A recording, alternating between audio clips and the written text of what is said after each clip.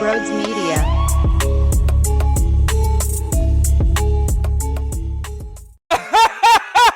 Did you all see? Did you all see what happened with Trea Turner? That was unreal! That was so ridiculous! The home run to take the lead, the curtain call! Oh my Lord, was that not the greatest reaction in a sports situation that we have had in a long time? That was outrageous. And I'm not even going to dive deep into the civil war that was the Phillies fan base, because half the people hated it, half the people said it wasn't authentic. It was.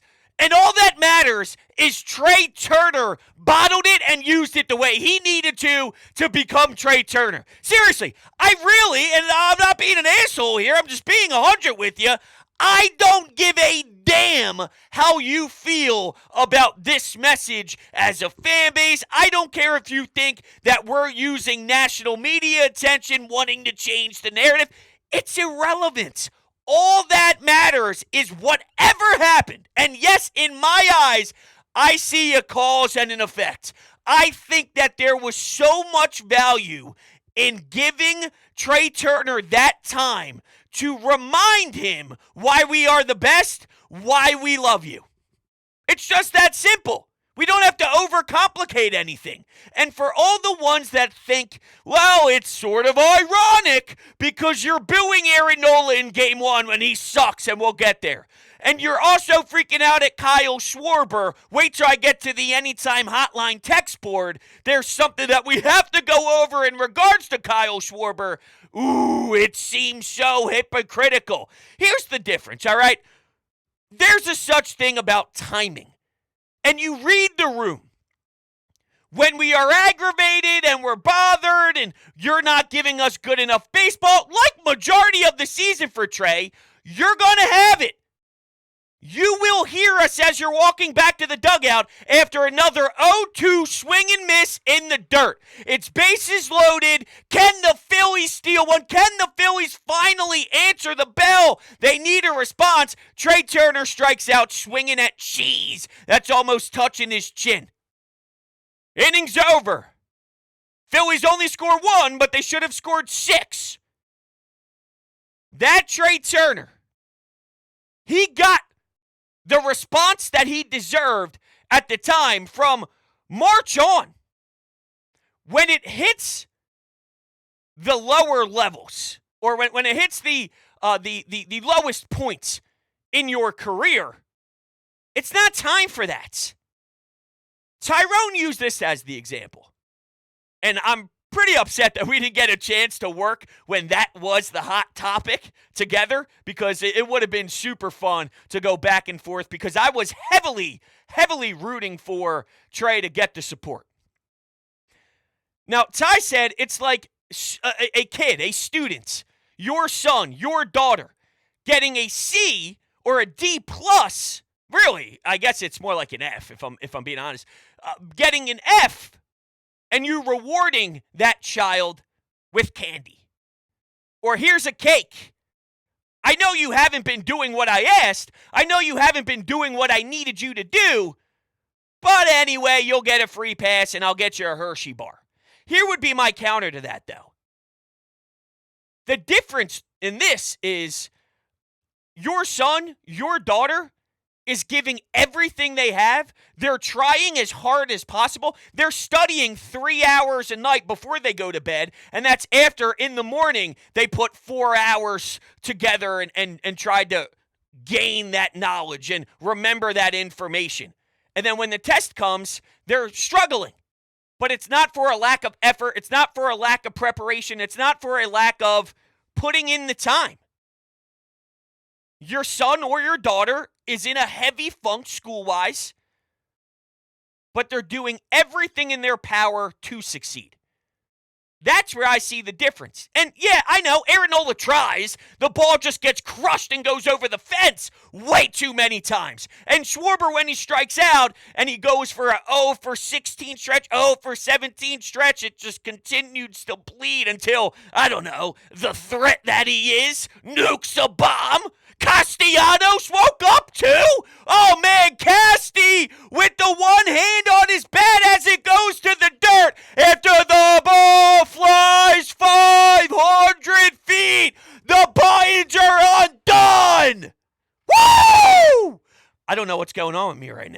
I have the Jalen Hurts J on. I got the Kelly Green hat on. And I think what's happening is, the football genes that we all have is starting to shake around in the body. And it's baseball day, though. It's the Phils right now. But it's sort of combining together for this magic that I can't stop. They're back. All right? They're back. Start to enjoy this thing. And it'll irritate us. They did lose game 1. And Aaron Nola stunk. Game 2, though, the team rallied with a different baseball energy. How many times do we discuss when wins matter more if it plays out a certain way? The 12th inning win in extra innings after you're down 7-0. It's the 6th. The other team goes to their pen. You score 4 runs in the first time you get a chance to see someone other than the starter. And then you win with the massive 3-run shot compared to scoring those runs in the first inning. And then the rest of the game is nothing burgers. Well, think about what you're doing when you're getting undressed and getting ready to leave the ballpark with the music blaring. That's the second time now in the last few shows I referenced what it's like to be in a clubhouse, what it's like to be feeding all the good vibes. Although you could say they took a massive hit, all right, because Brandon Marsh running into the wall and running into the wall there in center field, and watching him limp, watching Schwarber look back to the Phillies and say, hey, we need someone over here. He's been a massive piece to your pie.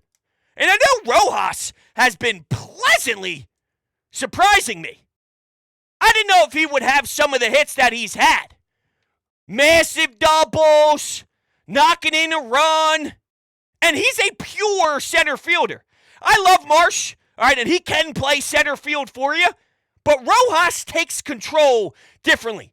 There's a different command level when you're legitimately a center fielder compared to someone, and Marsh can play center field. I don't want to take a dig at it. But there's a difference between corner outfielders and what that is in a center fielder. It's like a point guard in basketball. A point guard in basketball, you can have a guard that is Chris Paul, who was born to be that. Or you can have someone that you can get by when you put the ball in their hands. It could work. There's plenty of worse. Got something stuck in my eye. Sorry. It's killing me right now. And it's deflecting my brain. You can have worse. And I think that's what Marsh is. Rojas is different. With Brandon Marsh, what's his OBP right now? Sorry, it's OPS. I want to go to the Philly stats and see the whole entire team. We'll do... Nope, Safari, it's okay. I'm just trying to look up some baseball stats. Don't yell at me. Why am I typing in Bryce Harper? Because he's getting his power back and my fingertips know it? He's absolutely getting his power back. It's going to the warning track more consistently. It's only a matter of time. It should be a crime. You should go to jail if you can't let Bryce Harper hit it over the fence when it's just a couple inches away from going the distance. I don't care if you have to fumble it off the top of your glove. It should be a rule, a league-wide rule. If Bryce Harper, after the injury and the surgery, if it's going to be something close, I don't care what you do. Do it, though. Your OPS leader for your Philadelphia Phillies right now is Brandon Marsh at 827. Mind-blowing. Alec Boehm, he put you up 2-0. Alec Boehm, I just wanted to be on the record on what this is. When Alec Boehm drives the ball as well as he has, he goes from really good, strong, intelligent player to star. Power at a high enough clip from Alec Boehm, hitting-wise, is the difference in him being a true star or not. And it's starting to look nice. Say what you will about it. It's Kansas City. It's the Royals. They have a ton of losses. I know. They are terrible. They are a bad baseball team. You just have to win your series, though. And just like with Turner, it doesn't matter who it's against. Everyone gets out of a slump at some point, and it takes an at-bat. So I don't care if it's off Max Scherzer in his prime. I don't care if it's Nolan Ryan in his prime. I don't care if it's me. I don't care if it's batting practice. If it's one of your own guys, whatever it is, there's an at-bat that happens before a slump is destroyed. And you start to be an awesome hitter. And you start to put the ball in play and use your speed to your advantage. Kyle Schwarber thinks he's got speed. Trying to go to third base, gets thrown out. There's always going to be the bad base running, right? Getting picked off at first base. Getting thrown out at home by 30 feet. Hey, Dusty Wathan, what are you thinking over there? Why are we sending someone now? They have a great chance, though, of beatable teams sitting right in front of them. Here's the Washington Nationals. A 4-game sweep would be magnificent, but at the minimum, it's taken 3 of 4. I want to be greedy. I'm just as hungry. I want it as much as everybody else. But I can't be angry or upset with 3 of 4, with 2 of 3. And I know after the Marlins series, I said I need more. They left meat on the bone. They did. But taking 2 with 3, winning series after series, that's what you're put on this earth to do when you're a baseball player. And they're succeeding, and their power's coming back. And you have to deal with some adversity with the pitching this series. Right? Taijuan Walker, I can't describe what happens with the fastball, what happens with anything else, what happens with velocity, what happens in the first inning. You're talking 5 hits. Here you go. You're watching the box score. The hit ticker goes up and up and up. You look down. It's still the first inning. And then he grinds and settles in again. He went 7. He went 7 innings with those 4 earned runs. The game looked completely different after the first couple of outs. It's gross how he internally finds it. I don't know if you could do it forever, but it's working right now. So what am I supposed to say? Stott. Bryson Stott. His glove at second base stole a run. Good defense. Took one off the board. Beautiful. 2 outs, though. You just took the gut punch. And you tie it up 3-3 with an opposite field home run. With 2 outs. Do you know how game-changing that hit was? Seriously, that is special. Now, they probably could have came back over time against that slop anyway, but you're telling me there's not juice when it's Stott on an Oppo Taco and it's the first inning? It's like, all right, we get to hit the reset. Okay, as a team, I know that first inning sucked, but,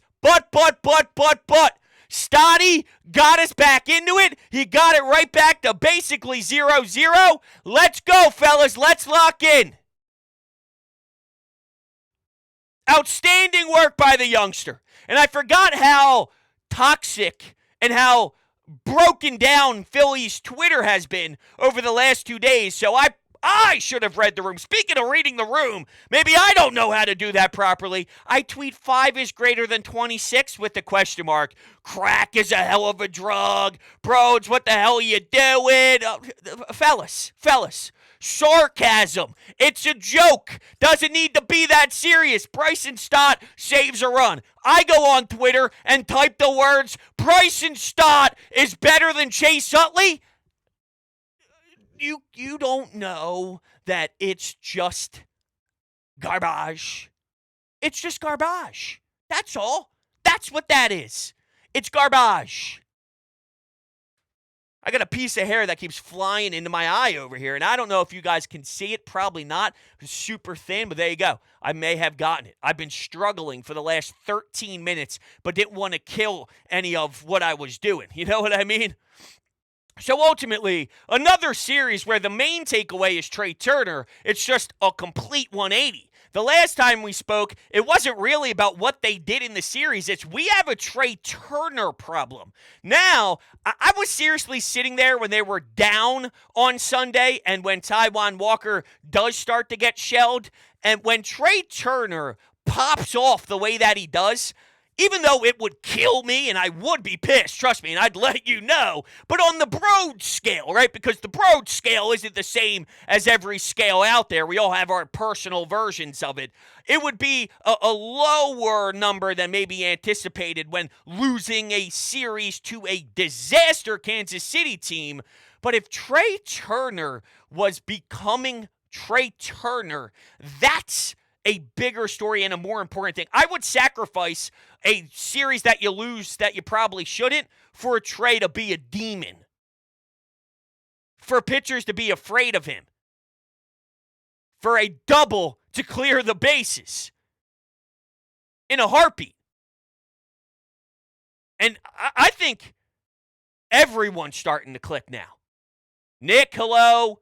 Bryce is banging at the door. I can smell it. Even Bohm is flirting with it. If they all get rolling and they all heat up at the same time, we haven't seen that once yet. They're 10 games over 500, and all year long, there's been at least 2 that are underperforming heavily at the same exact time. Now, maybe the pitching doesn't keep up what they were doing, but isn't that the definition of a good team? Where the nights where the pitching is rough, the home runs and the scoring runs are there for you when you're producing with runners in scoring position. Yet when you're not getting those timely hits, your pitchers throw a gem or they do just enough. Even with Sir Anthony on there, oh, hey, whoa, ho, ho, ha, ha. Right? Sanchez showed that he was human. And Matt Strahm, you got your 2 innings of work. You know how I feel about the Matt Strahm moments when Rob goes, we need another 3. We need more. Oh, dude. I wonder what this team looks like, though, without Brandon Marsh. At least we got decent news. It sucks that they're projecting a couple of weeks. But if you look at what else could have been, yeah, it could have been way worse. Could have been season ending. He hit that hard. You could tell he was focused on getting that. He wasn't ready for it to be there. Got hit with a stunner. What's he like when he returns? Does that OPS live on? Was that OPS really him? I did debate with somebody I knew about that because he brought up, I want Brandon Marsh hitting at the top of the lineup. I don't know if I love that. He wanted everyone who was hitting great to be at the top. So he wanted Stott up there. He wanted Bohm up there. He wanted Marsh up there. He was strictly going by some of your hotter hitters this season. So forget Kyle Schwarber. He was even talking about maybe moving Bryce because of no power, maybe leading him up. It got deep, and no need to fully go into it. But just in regards to Marsh, I like Marsh flipping the lineup over. If Marsh is your 8th or 9th, and okay, keep creeping Turner back to the top at some point because, well, that's the end goal. Step 1, please remember how to play. He's starting to remember. He's getting it back. It's like That's So Raven. When you got the vision and she looked off into the distance and it zoomed in on the eyes, he saw himself on this weekend giving the standing ovation and knew that it would be a time again where he would play baseball very well and at a high level. And today's the day. The calendar finally flipped to the day. And yes, what the fans did happened to play a role with Trea Turner. His mom's crying because she thinks that it's so awesome what we did. This wasn't fake just to satisfy national media. I promise you that. We didn't rally together because of trying to change a snowball narrative because of Colin Cowherd. It was 1,000%. 1,000%. And you can't get more than 1,000%. All about the relationship with Trey, acknowledging he needed us. He needed us. There's a lot to be said about coming to town, coming to this city with this type of passion, and having one of the worst seasons you ever have, ever. He's never played worse baseball in his entire life, overthinking every aspect and every detail of the game. We believe in you. You're one of us. You're going to be here for a long time, and we know you're special. We got you. We got you. It's not about Stephen A. Smith and First Take. I guarantee you, it came from the right place. And that's what they sniff. They know. Castellanos being in the dugout. He's with the rally towel. The team's bonding over this. It's bringing them together. Last year, there was a time where we all connected with them differently. That was the powerful moment that brought us more together with this group again. After all the underachieving, we're one.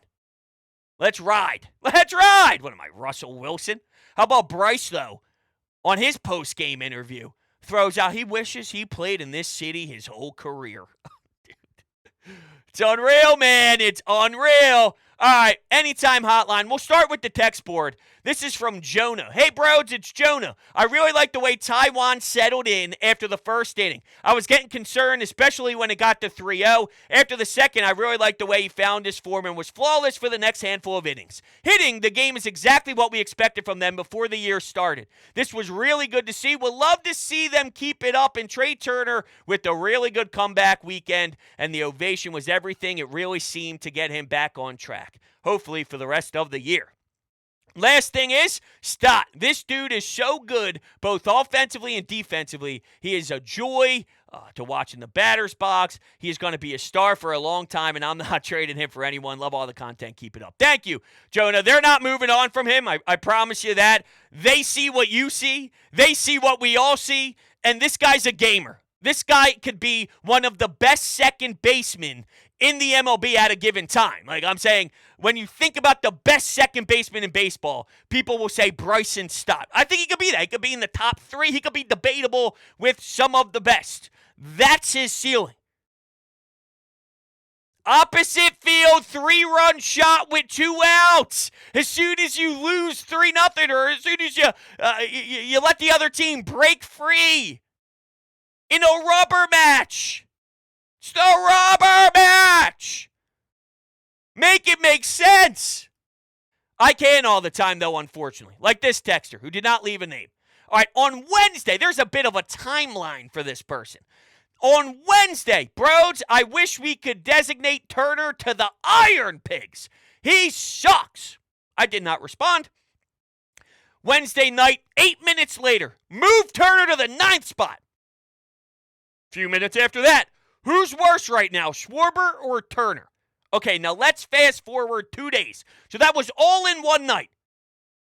2 days later, it's Friday night. While we're all focused on Trea Turner, Schwarber is 0 for 14 in his last 14 at-bats. Time to sit his fat ass down.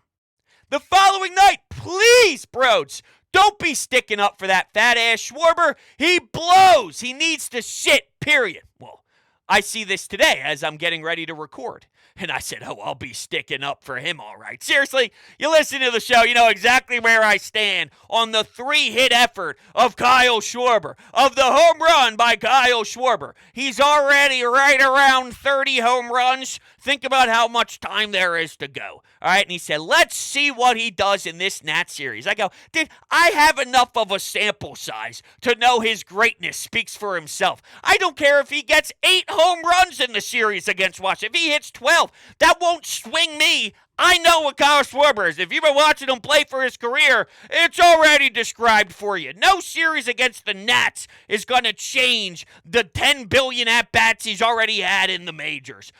He's unreal, and this team knows that the best spot for them as a group is in the leadoff spot. Whether you like it or not, and he said, I'll be 100% bored with you once he cracks the Mendoza line and hits above 200. I said, all right, you know what? I'll enjoy his 35 to 40 homers and his OBP. You watch the way you want to watch. That won't be me, though. I don't get hating Kyle Schwarber.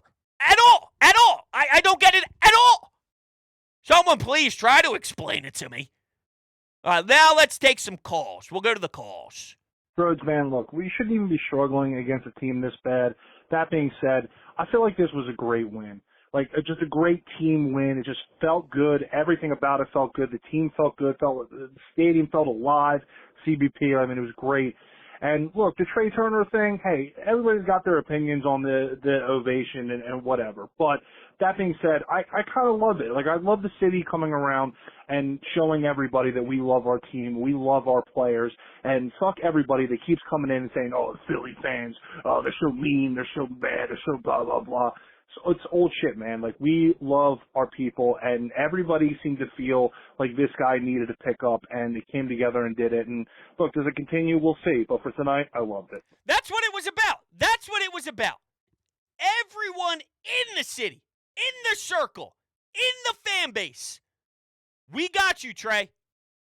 To me, it doesn't even feel a little bit fake. Some are trying to tie Alec Boehm and what happened with Trea Turner and say, well, the thing with Alec Boehm, that happened by itself. There was no social media. There was no back and forth on sports talk radio. But does that really matter? Does that apply? Whether, 70 people spoke about it on the radio or not. The action to Trey was very warm and felt right. The ones that hated it made it more uncomfortable or made it more cringe. Those words aren't the words I would use to describe it, but those were the ones being thrown around the world.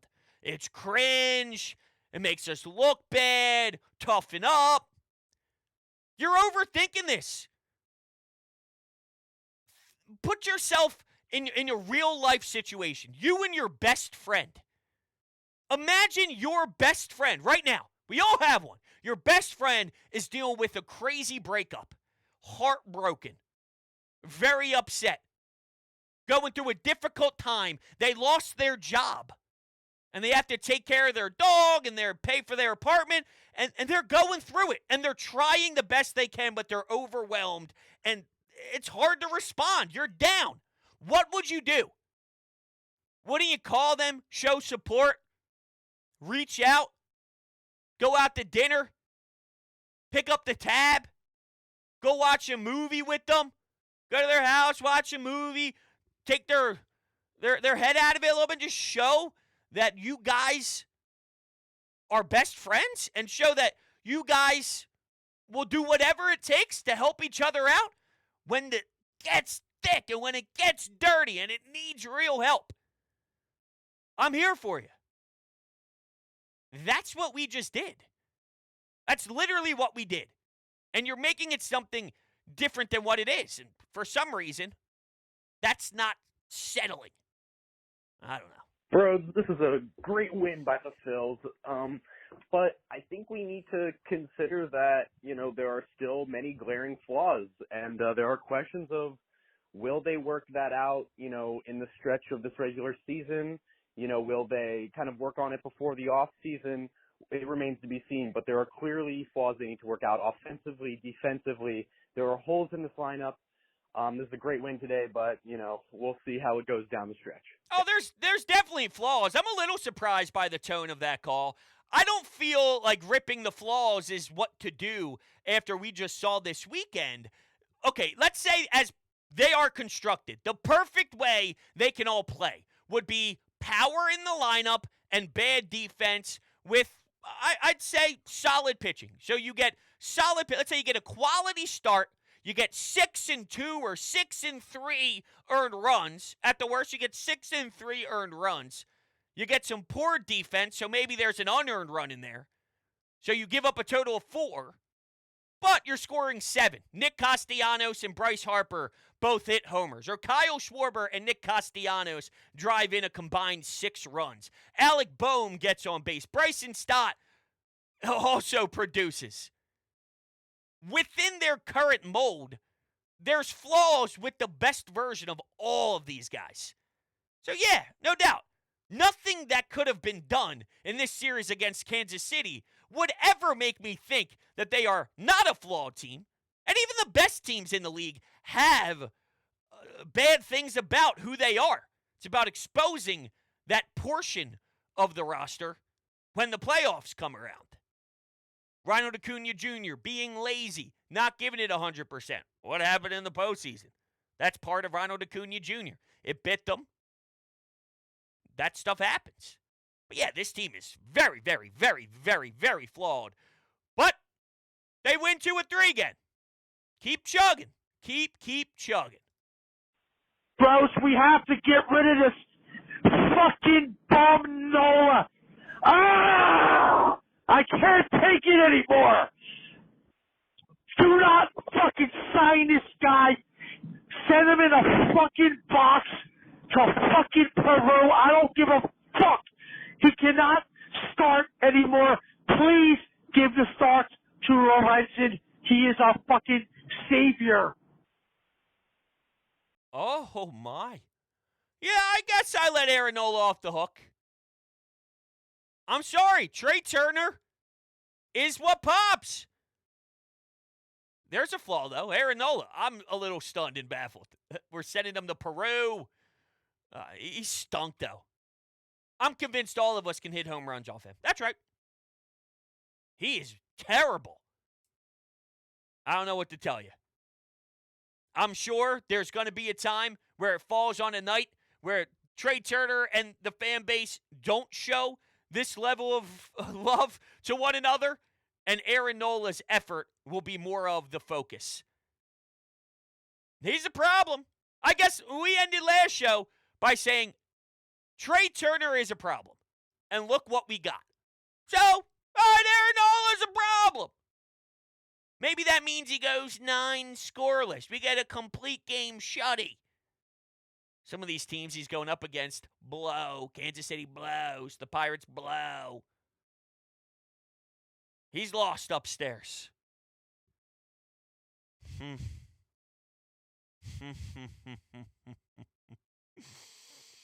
right. That's it. All right. Thank you all. You're the greatest. I love you. We'll be talking soon. See you on the next one.